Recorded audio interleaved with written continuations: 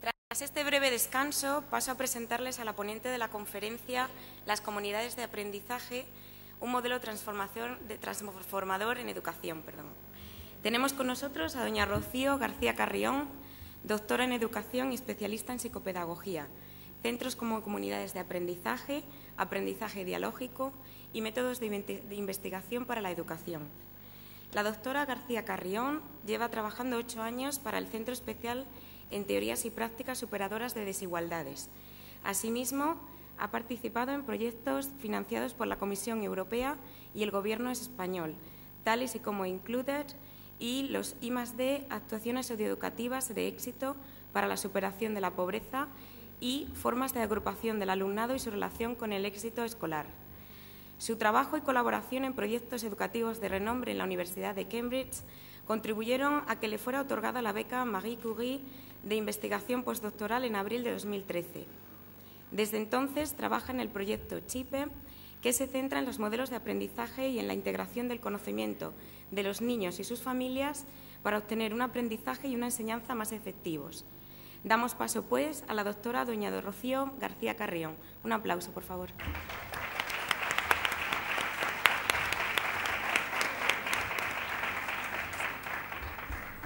¿Sí? Bueno, muchísimas gracias, Lorena, gracias a la organización. Me tengo que levantar por cuestiones de la presentación, pero me escucháis bien, ¿no?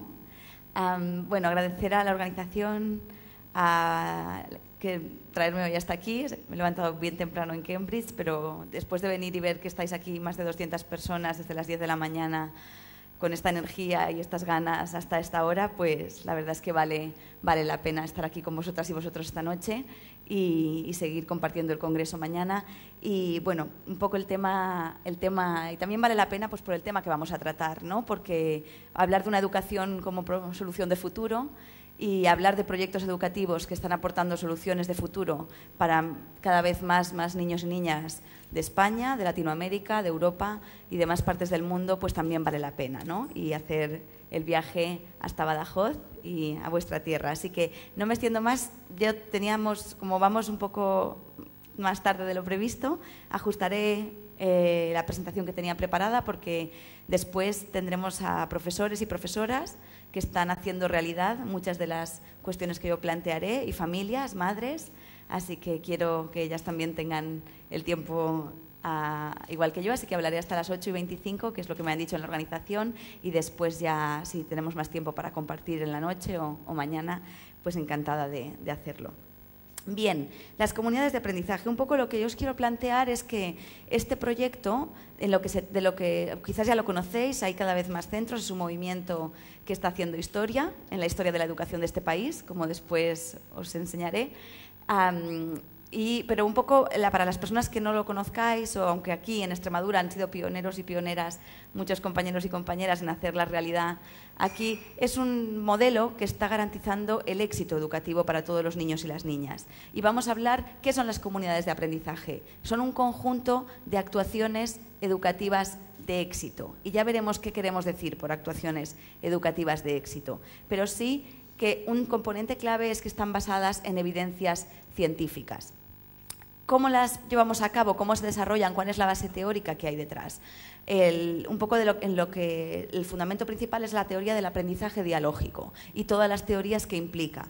¿Con qué objetivo? ¿Por qué hablamos de aprendizaje dialógico y no de otro tipo, otras concepciones, como ya os diré? Pues porque es el que sabemos que a día de hoy, en base a las investigaciones científicas en educación, en ciencias del aprendizaje, genera el máximo desarrollo no solo cognitivo, sino también social y emocional.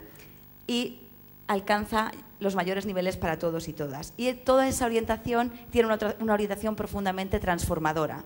Transformaremos el aula, transformaremos la escuela para transformar la sociedad y mejorar las vidas de las niñas y niños con los que trabajáis y trabajamos en primaria, en secundaria, desde infantil y en la universidad, que es ahora mi caso. Esas son un poco las 3 partes de la presentación que yo os quería introducir. Si tenemos tiempo después para preguntas en la mesa, ya cuando las compañeras desde la práctica hablen, también las podemos abordar. Bien, quería empezar con una metáfora. Hay una investigadora en cuestiones de salud, Camera Jones, afroamericana, que ha trabajado mucho en los temas de cómo el racismo se institucionaliza en la sociedad. Y ella plantea el relato, la metáfora de un jardinero. El jardinero que tenían al llegar a casa, ellas tenían dos plantas, veis ahí la imagen. En una tenían una tierra fértil, una tierra abonada, preparada para que las flores crecieran. Y crecían flores rojas en esa maceta. En la otra maceta la tierra no estaba preparada, el contexto no estaba preparado. Y por más semillas que echaban de rosas de color rosa, pues siempre acababan marchitándose. ¿Cuál fue la conclusión a la que llegó el jardinero? Que con el tiempo las flores rojas eran mejores, porque crecían mejor, porque eran más bonitas, en cambio las rosas quedaban atrás. Y eso con el paso del tiempo, ¿es por el problema está en la rosa o el problema está en el material, en la tierra, en el abono, en lo que preparamos? ¿Qué pasa en escuelas como comunidades de aprendizaje, como estas que os ponía aquí? Cuando entrevistábamos a una madre, decía, a ver, ¿cómo te lo explicas? La misma escuela, los mismos niños, las mismas familias, porque aquí somos los mismos. Antes no aprendían y ahora sí. Es una escuela de España que estaba en una situación muy, muy, muy difícil, con unos casos que ahora os plantearé. ¿Qué ha cambiado en esa situación? Cambió el contexto, transformamos el contexto, para transformar así las vidas de esos niños y las niñas, porque eran los mismos. Partimos entonces de que si transformamos el entorno, podemos transformar el aprendizaje de los niños y las niñas. ¿Cómo lo hacemos en comunidades de aprendizaje? Aplicando actuaciones educativas de éxito. Ese concepto, yo puedo llegar a un aula y decir, bueno, voy a organizarla por grupos homogéneos, o voy a organizarla trabajo por proyectos, o voy a organizarla pues, de forma tradicional con libro de texto, o voy a agrupar a los alumnos que se me saquen a los que van un nivel más bajo y quedarme solo con los que tengo un nivel más alto para que esos aceleren. ¿Cuál es la forma que va a funcionar más? ¿Y que va a funcionar mejor? ¿Para unos cuantos o para todos? ¿Van a llegar todos a alcanzar el currículum? ¿Qué va a pasar con los temas de convivencia? Cuando salgan al patio, van a estar peleándose unos con otros. El contexto que genere en el aula va a influir en todo ese desarrollo social, emocional y cognitivo. En 2009, cuando presentamos los principales resultados del proyecto Included, que es estrategias para la inclusión y la cohesión social en Europa a través de la educación, en el Parlamento Europeo, con más de 150 personas, hubo un consenso unánime a que todos los centros de Europa ya sabíamos qué actuaciones estaban funcionando. Y eran experiencias concretas de una escuela de Finlandia, que antes Javier mencionaba. No vengo de Finlandia, la persona de Finlandia viene mañana. No, ¿solo funciona en Finlandia? No, son actuaciones que hemos comprobado, hemos estudiado escuelas, más de 27 casos, en países de toda Europa y en diferentes contextos, con diferentes niños y niñas, con diferentes familias. Cuando las aulas se organizaban de una determinada forma, se conseguía mejorar los resultados y se conseguía mejorar la convivencia. Esas actuaciones no era una buena práctica, no era una mejor práctica, eran actuaciones transversales, transferibles y universales a diferentes contextos. Ante esa propuesta de cómo trabajamos en educación, en qué estamos invirtiendo las horas y horas que pasamos en la escuela, las preparaciones de clases, qué efecto está teniendo en nuestras niñas y niños, no había discusión política o ideológica. No había el esfuerzo para los de derechas y la democracia para los de izquierdas o chorradas similares. Había un consenso unánime en que si tenemos evidencias de que desde la investigación algo da mejores resultados, apliquémoslo, pongámoslo al alcance del profesorado, de las familias, de los estudiantes, de los niños y las niñas. No les neguemos el derecho al éxito educativo que todavía muchos de ellos y ellas no tienen acceso. Después de esa conferencia que tuvimos el 18 de noviembre del 2009, volvimos a tener otra conferencia en diciembre del 2011 y cantidad de resoluciones desde entonces. La Comisión Europea, el Parlamento Europeo, el Consejo de Europa está recomendando a todos los Estados miembros que transformen sus escuelas en comunidades de aprendizaje. Schools as Learning Communities es el modelo que la Comisión Europea recomienda para conseguir el objetivo de reducir el abandono escolar prematuro que tanto sufrimos en este país, con el doble de la media europea, que es un 15%, y a nosotros nos afecta en un 30-31%, que antes comentaba la compañera, y en educación de adultos hemos visto el impacto que eso ha tenido. Podemos anticiparnos, podemos prevenirlo. ¿Cómo? Uno de los modelos que la Comisión Europea recomienda a todos los Estados miembros es escuelas como comunidades de aprendizaje. Ahí está la resolución en español, en inglés, la tenéis también en español. ¿Por qué? ¿Cuál es el secreto? ¿Cuál es la fórmula científica? Que no es una fórmula mágica. pues es crear ese espacio común, ese entendimiento, esa visión global de centro, con el foco central de que sea la calidad de la escuela y del aprendizaje de todos los niños y niñas. No profesores por un lado, no padres por otro lado, no comunidad por otro lado. Todos juntos y juntas llevando a cabo aquellas actuaciones de éxito. No lo que yo creo como maestra innovadora, que va a ir mejor para unos niños u otros. No lo que a mí se me ocurre. Esto ha sido una de las claves que ha llevado a que Included, lo podéis poner en internet, Included V, Universidad de Barcelona, fue dirigido por Ramón Flecha y coordinamos desde el Centro de Investigación CREA, ha sido seleccionada por la Comisión Europea entre las 10 mejores investigaciones que se han llevado a cabo sobre Alzheimer, sobre cáncer, sobre nanotecnología, sobre aviación. El top de la investigación europea, la única de educación y de ciencias sociales, ha sido Included. También hacemos ciencia en educación, también la ponemos al servicio de la sociedad, para que no se nos muera más gente de cáncer, pues para que no se nos queden más niños y niñas en la cola de la exclusión y en el fracaso. Ahí tenemos posibles soluciones basadas en evidencias y en historias reales de mejora, como ahora después escucharemos en las personas que están aquí y algunas otras que yo os presentaré. Eso es lo que llamamos el paso de las ocurrencias a las evidencias, que si habéis, ya lo hemos comentado muchas veces. A nivel internacional también se habla de neuromitos. ¿Sabéis aquello de que el cerebro por un lado es lo emocional y por otro lo cognitivo? O que hay una inteligencia kinestésica.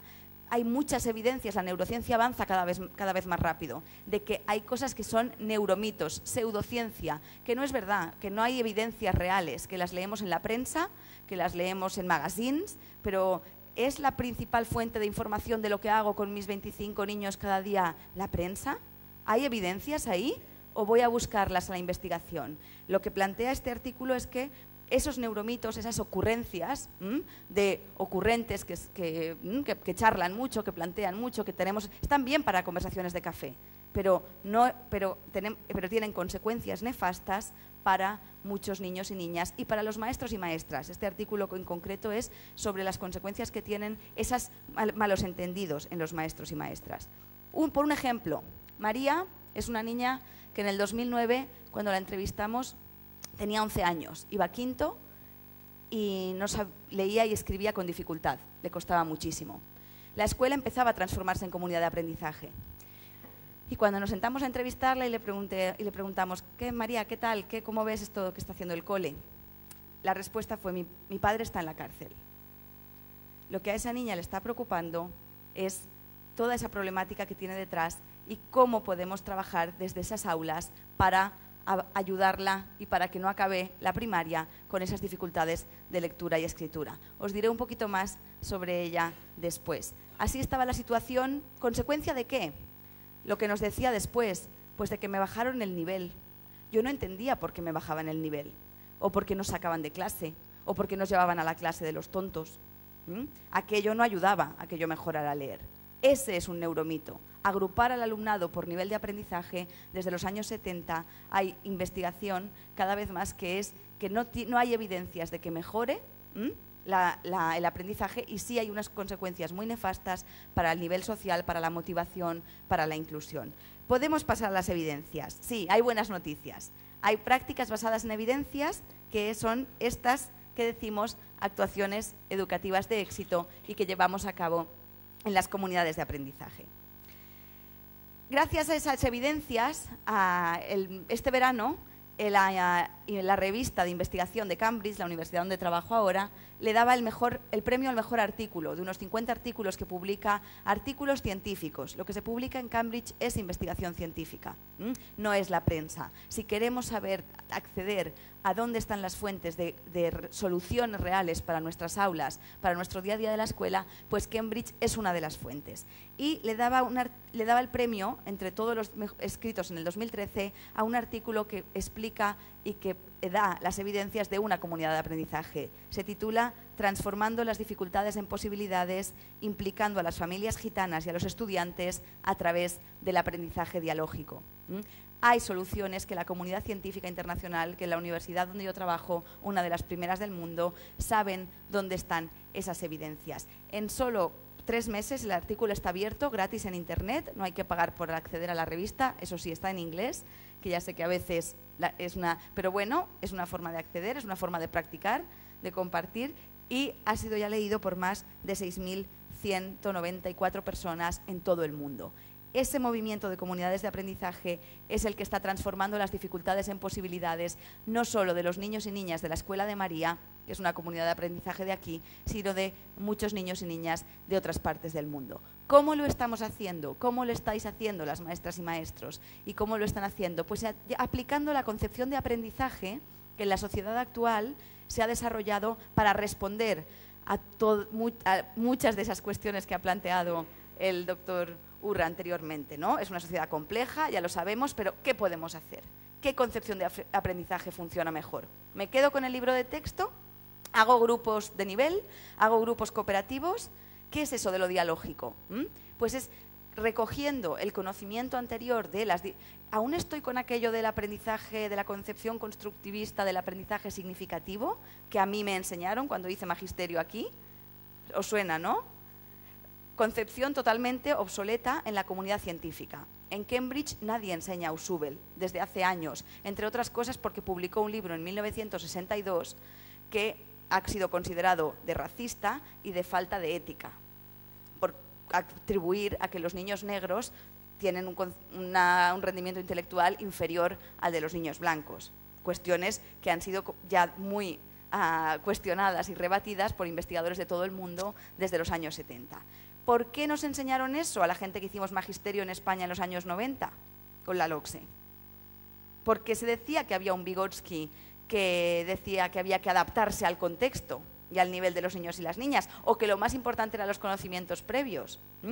Esas teorías que veis en la izquierda, que están así ya medio apagadas, la enseñanza tradicional y la concepción del aprendizaje significativo, hechas en una sociedad industrial, en concreto la concepción constructivista del aprendizaje significativo de Ausubel está completamente desautorizada en la comunidad científica, y la que sí fue una aportación clave, y ha sido una aportación clave y ha ido evolucionando a contribuir, ha sido la concepción del aprendizaje cooperativo.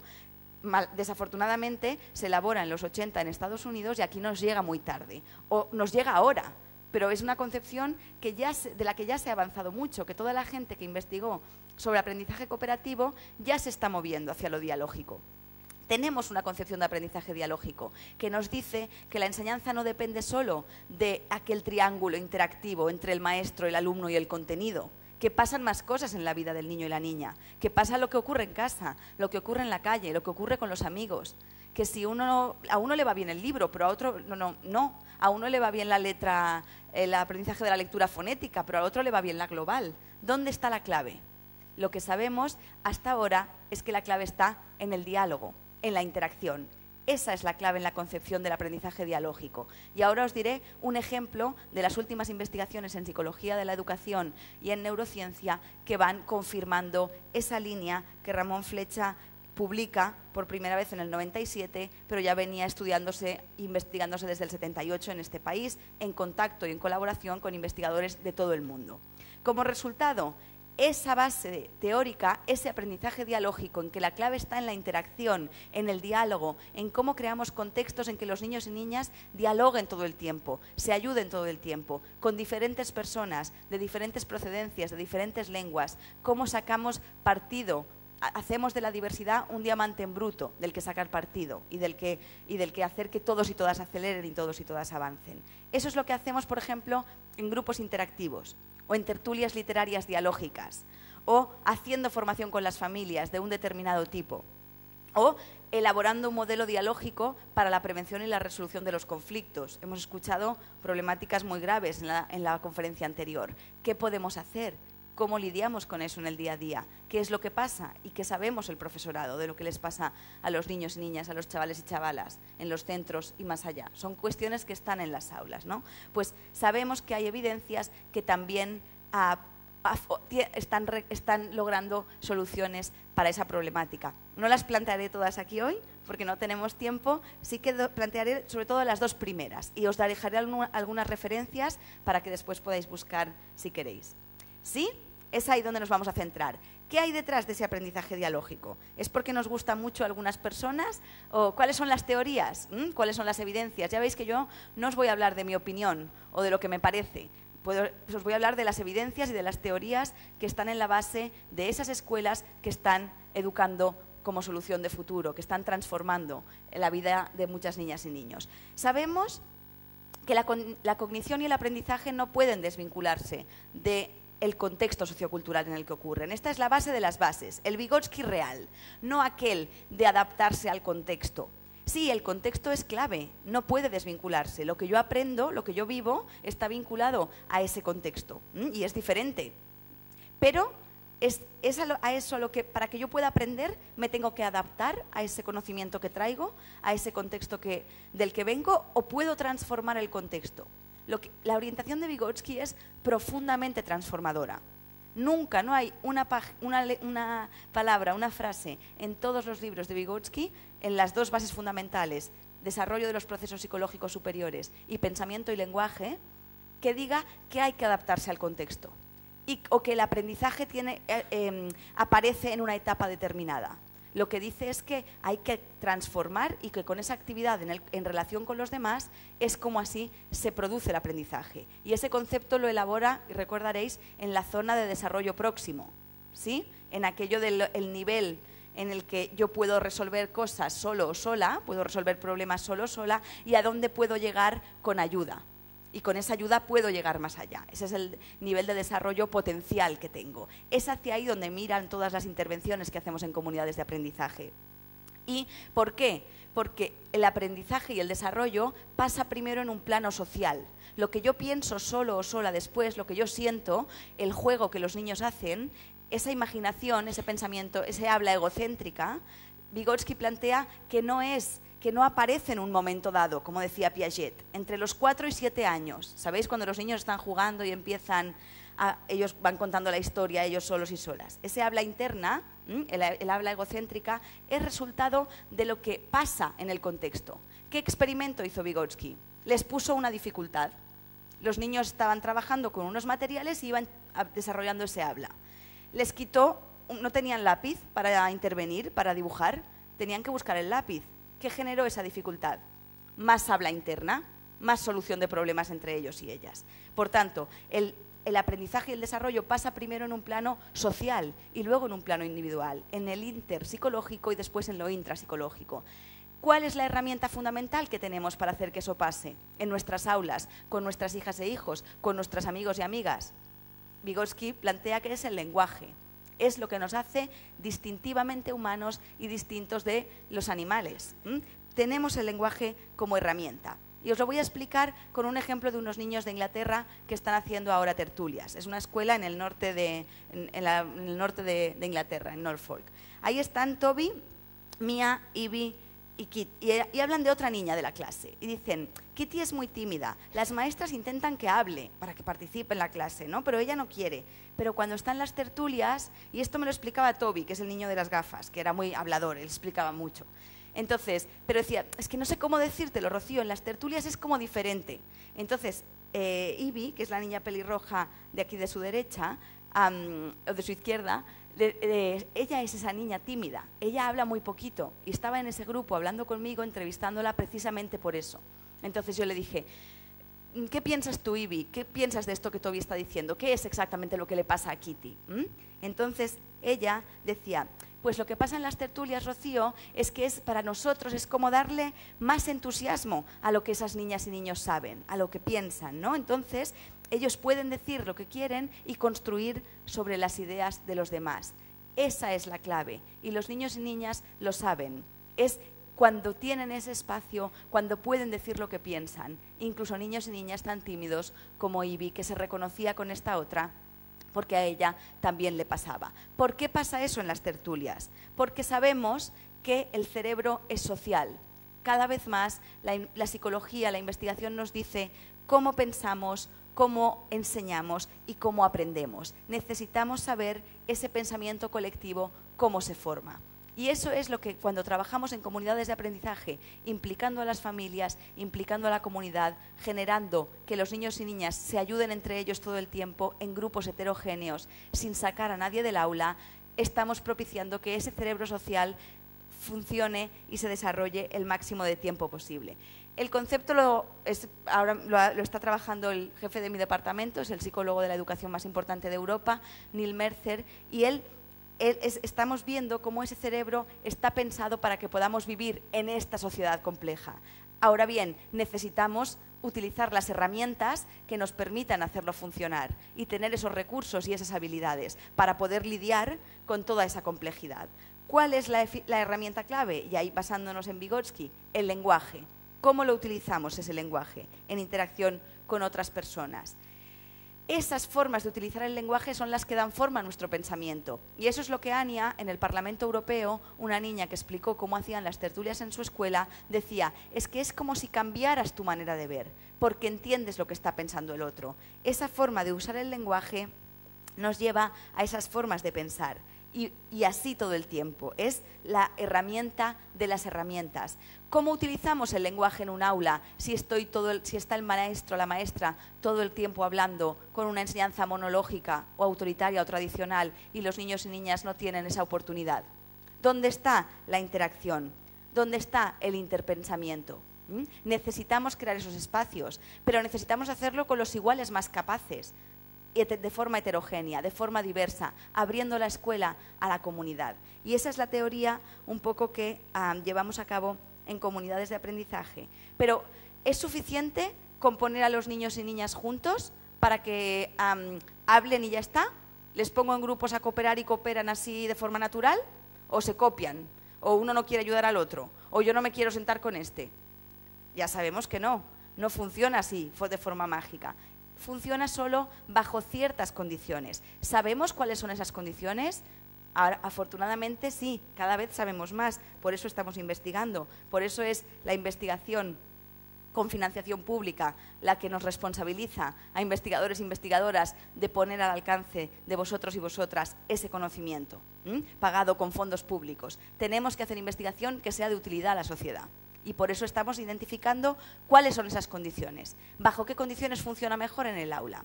Pues lo que Neil dice, Mercer, es que hay que crear un aula exploratoria, en que los niños hablen, expliquen, digan por qué, pregunten qué piensan, hipoteticen, especulen, profundicen más, tengan esas habilidades de pensamiento crítico.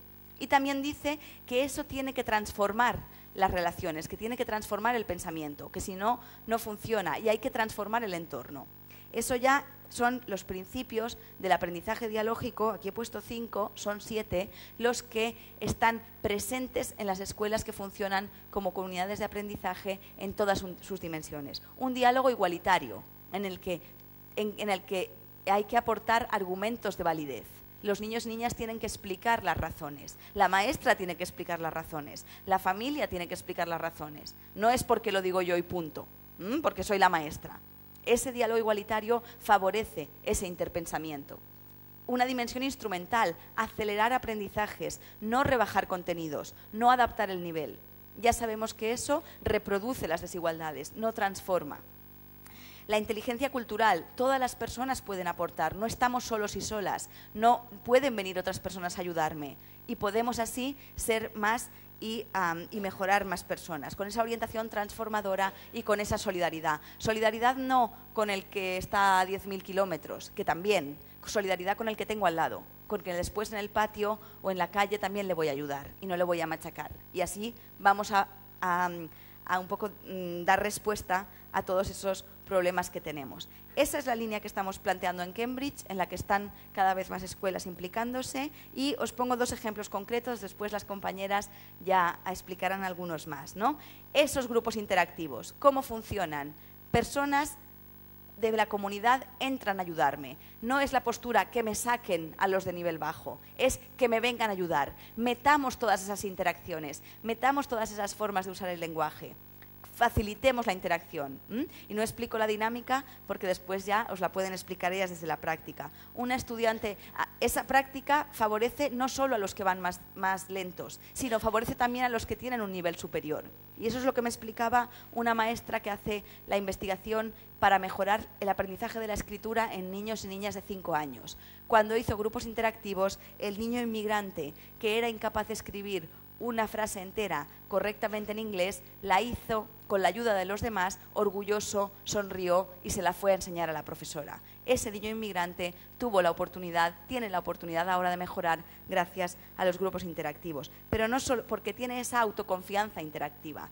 Él ya confía en sí mismo gracias a la interacción con los demás y es capaz de hacerlo. Está moviéndose en esa zona de desarrollo próximo, porque hay 4 grupos funcionando de esa forma todo el tiempo y durante 1 hora aceleran muchísimo. Se incrementan esas posibilidades de interactuar y esas posibilidades de interpensar, de pensar juntos y juntas. La niña que tenía un nivel más alto de escritura y de lectura en esa clase, que nunca quería ayudarle a los demás porque ella ya iba haciendo a su marcha y no necesitaba interactuar con los demás, aquel día daba saltos de alegría porque sentía que podía enseñar a los demás, a todo el mundo, que estaba ella dinamizando, que podía implicar a los demás niños y niñas. ¿Qué pasa a esa niña? ¿A su nivel cognitivo la frena, se queda en el mismo punto o también acelera? Porque a veces nos preocupa, si los ponemos a todos juntos y juntas, ¿qué va a pasar con los buenos? ¿Se me van a quedar detrás? ¿Si me vienen más inmigrantes, empeorarán el castellano? No. ¿Por qué? Porque sabemos que cuando más consolidamos un aprendizaje, cuando de forma más compleja pensamos, no es cuando hemos memorizado algo, es cuando lo hemos tenido que explicar a otra persona, que hemos tenido que buscar los recursos para ahí esa actividad con el otro también hace que mejoren los que tienen nivel altos. Mirad, los resultados, está la presión en Inglaterra desde hace muchos años, a nivel internacional cada vez más. PISA, TIMSS, PIRLS, todas las evaluaciones nos van a venir a evaluar. ¿Qué sabemos con las actuaciones de éxito? Que mejoran en las competencias, las pruebas de diagnóstico, como les llaméis. Aquí hemos seguido escuelas, las seguimos a lo largo del tiempo y este es un caso de los que estudiamos en Included, la escuela Montserrat. Pasó en 5 años del 17 al 85% de los niños y niñas que pasaban la prueba de comprensión lectora y al mismo tiempo la inmigración aumentó en un 34%, del 12 al 46%. Esa ha sido la tendencia. La escuela de Montserrat es conocida en toda Europa porque ha mantenido los resultados al mismo tiempo que incrementaba la inmigración. El problema no es el número de inmigrantes que tenemos en el aula, sino qué hacemos con ellos. El fracaso escolar no es la causa de la diversidad étnica de la escuela, es lo que hacemos en el aula. Con grupos interactivos, como veis, ahí hay una comparación entre clases con grupos interactivos y clases sin grupos interactivos. Las que tenían grupos interactivos, todas mejoraron los resultados. Esas son algunas de las evidencias. El año que viene nos van a evaluar en la prueba de habilidades colaborativas en PISA. Los niños y niñas de comunidades de aprendizaje estamos seguros y seguras que tienen esas habilidades. Las tienen cuando llegan al instituto, las tienen cuando llegan a la universidad, porque han trabajado de esa forma dialógica. Este abril estuvimos en Filadelfia en en la conferencia de investigación educativa más importante del mundo, que el tema era el poder de la investigación educativa para la innovación, en la práctica y en la política. La catedrática de Harvard, Courtney Kasdan, fue ayudante de Jerome Bruner, el psicólogo cultural, que seguramente conoceréis, trabajó con él durante muchísimos años, fue la que estuvo comentando la investigación sobre grupos interactivos que presentamos y dijo, si hay alguna acción educativa en el mundo que está respondiendo a las necesidades de este tema de investigación, esos son los grupos interactivos. Así que ese es un poco el movimiento que está dando respuesta a muchas de esas necesidades. ¿Quién entra a participar? Las familias, los voluntarios y voluntarias de la universidad, diferentes personas que traigan esos diferentes fondos de conocimiento y puedan guiar esa participación.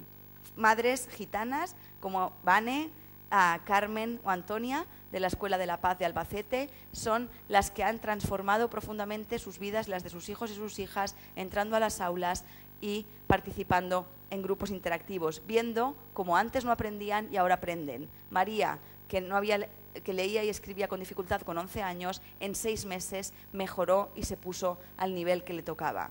Eso gracias a trabajar de forma acelerada con esas actuaciones de éxito. Lo que aportan esas familias, las maestras lo consideran único, insustituible, porque conocen a los niños más allá de las 5 de la tarde, porque les conocen en el barrio, porque les conocen con los amigos y amigas, y entran en el aula, y hay esa correlación de interacciones.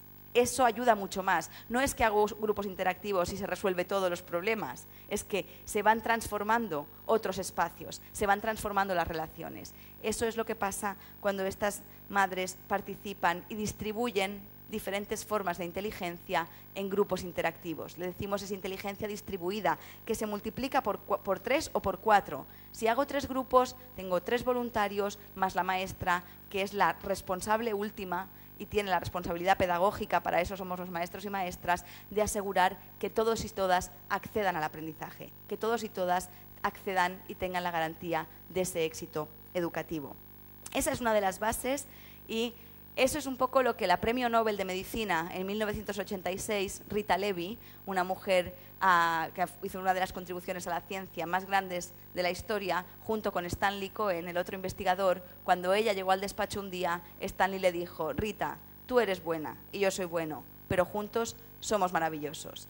Esa es la idea de comunidades de aprendizaje. Juntos podemos hacerlo mejor, juntos podemos rendir mejor y creando el espacio que necesitamos para que eso sea posible. Así lo escribía ella en las memorias y creo que refleja mucho ese espíritu de que juntos y juntas, en colectivo, podemos ser mucho más efectivos y mucho más eficientes. No tenemos que elegir.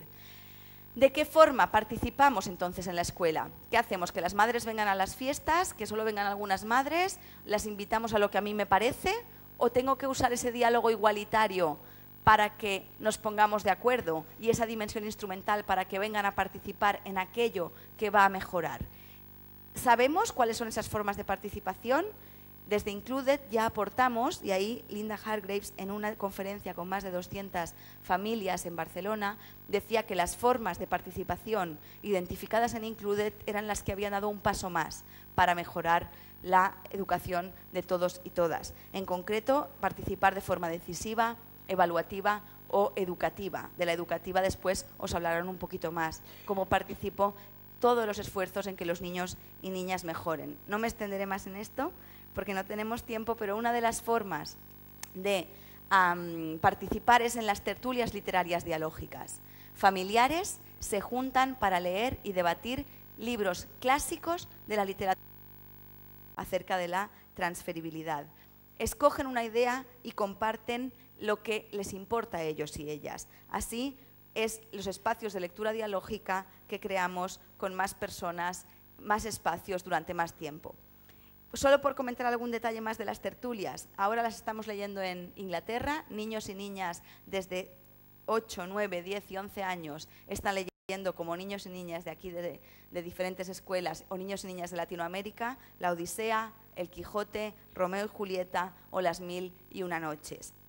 ¿Qué pasa cuando están en las tertulias? ¿Qué dicen algunos niños y niñas? Pues que son fantásticas, porque salen debates de los grandes y hablamos de temas súper importantes, como el amor, la religión, la fidelidad, nuestros sentimientos, los de los demás, la importancia de las promesas, de decir la verdad o de mentir.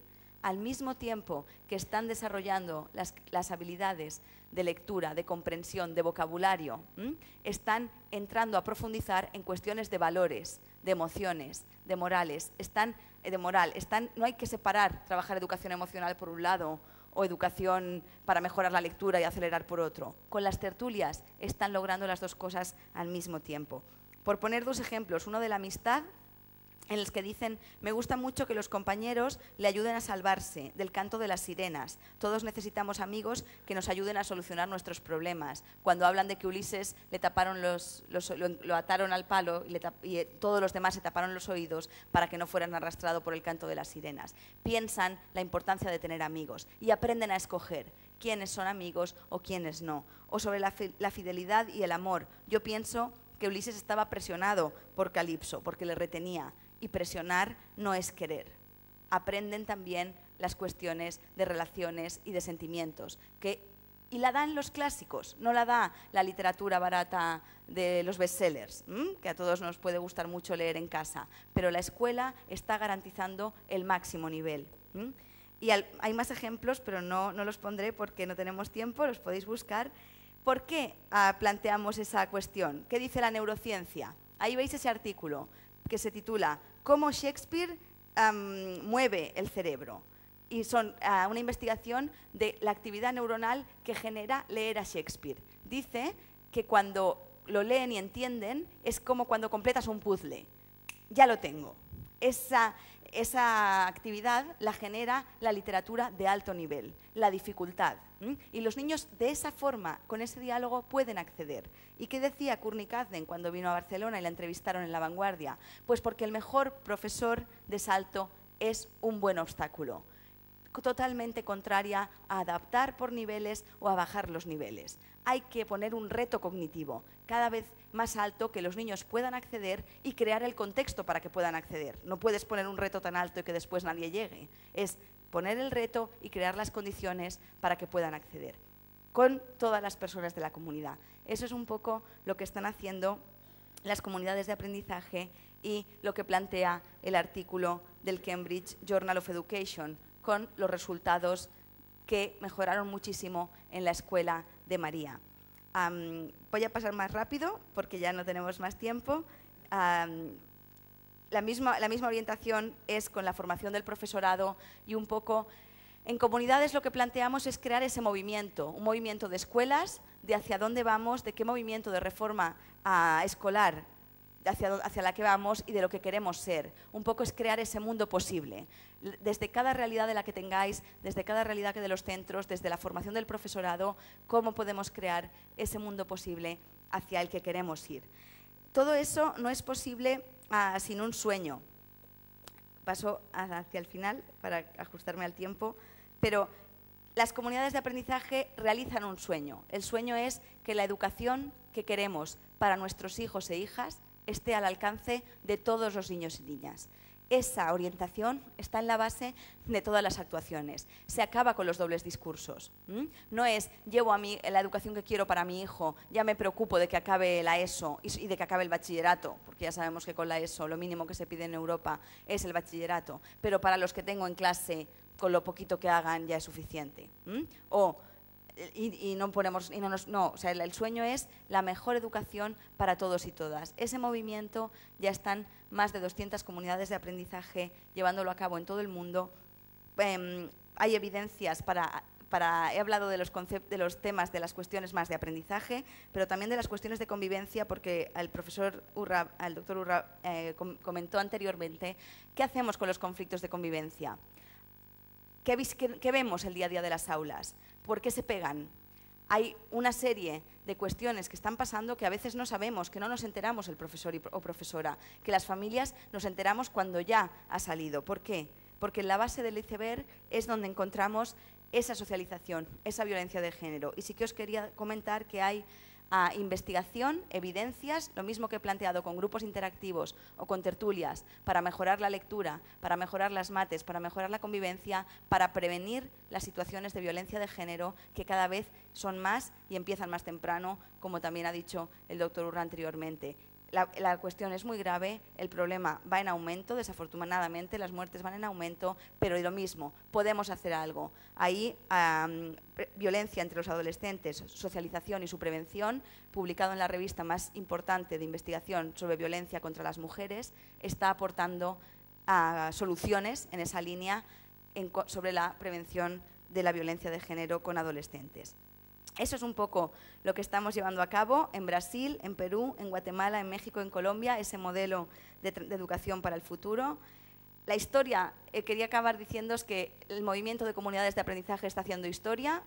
El mes pasado en Portugal presentaron el libro de la historia de la educación de Europa en los 27 países. El capítulo 20 era para España y se titulaba Transformando la educación en España, movimientos educativos que han hecho historia. Y mencionaba dos, la Institución Libre de Enseñanza, cosa que a Joaquín Sama, uno de los cofundadores y colaborador de Giner de los Ríos, era extremeño, y el movimiento de comunidades de aprendizaje. ya está siendo parte de la historia, un movimiento que está vivo, que cada día va a crecer más, que beneficia a más niños y niñas. La OCDE ya lo ha seleccionado como caso de ambiente de aprendizaje innovador, que responde a los retos del siglo XXI. Y la presidenta de la Asociación Mundial de Educación planteó que era una actuación de éxito para superar la pobreza en el mundo. Eso que había visto en el CREA en Barcelona, en las comunidades de aprendizaje, que ahora yo estoy trabajando con escuelas en Inglaterra, era una de las soluciones de futuro para los niños y las niñas.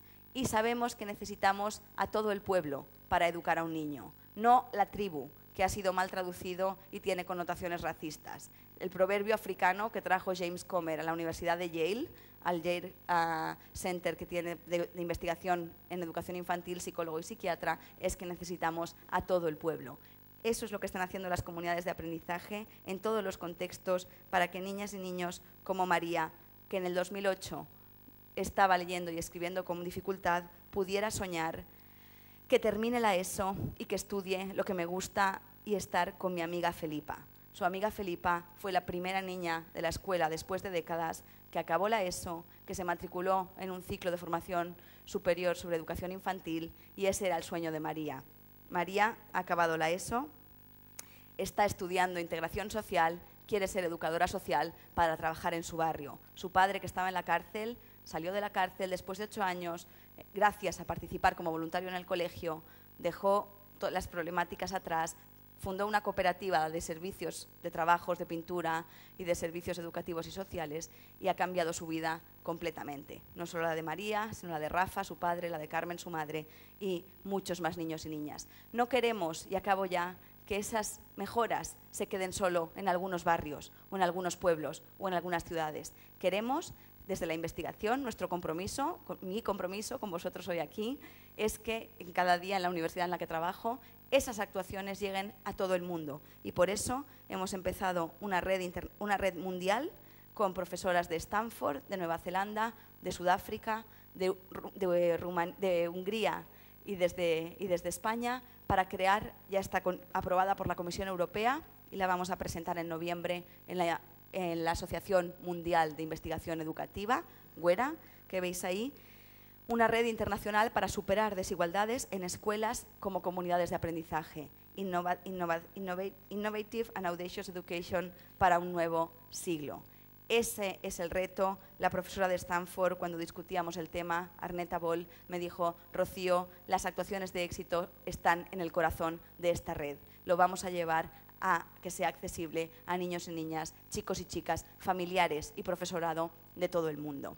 Y con esa idea yo quiero acabar. Esa solución de futuro, en Cambridge tenemos un lema y para eso trabajamos, que se llama, tenemos ese lema en la universidad, Transforming Tomorrow, transformar el mañana. Las comunidades de aprendizaje, las actuaciones de éxito, la investigación basada en evidencias está preparando el terreno para que sigamos juntos y juntas transformando el mañana. Para los niños de Extremadura, de Badajoz, de Extremadura, de aquí y de todos los lugares a los que podamos llegar. Gracias.